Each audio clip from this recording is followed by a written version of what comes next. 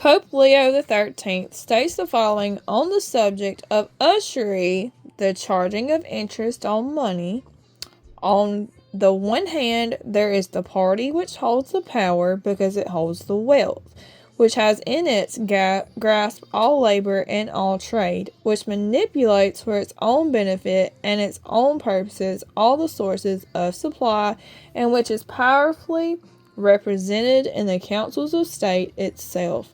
On the other side, there is the needy and powerless multitude, sore in suffering, rapacious, I cannot say that word. Usury, which although more than one condemned by the church, is nevertheless under a different form, but with the same guilt, still practiced by avaricious and grasping men, so that a small number of very rich men have been able to lay upon the masses of the poor a yoke little better than slavery itself.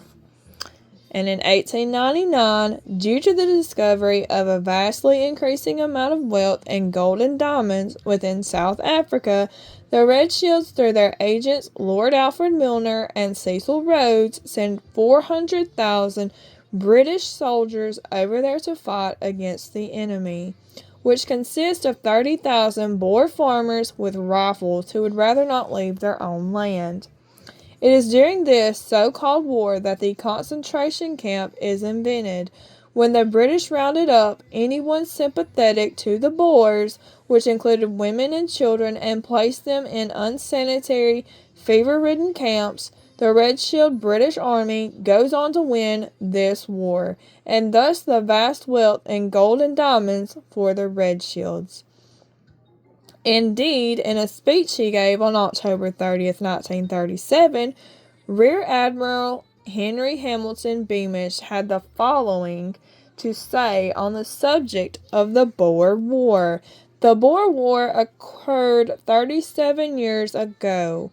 Boer means farmer. Many criticized a great power like Britain for trying to wipe out the Boers. Upon making inquiry, I found all the gold and diamond mines of South Africa were owned by Jews. That Red Shield controlled gold, Samuels controlled silver, Baum controlled other mining, and Moses controlled base metals. Anything these people touch, they inevitably pollute. The current president of the Transvaal Republic in South Africa, Stephanus Johannes Paul Kruger, would state the following this year regarding the only way he could envision peace in South Africa. If it were conceivable to eject the Jew monopolists from this country neck and crop without incurring war with Great Britain, then the problem of everlasting peace would be solved.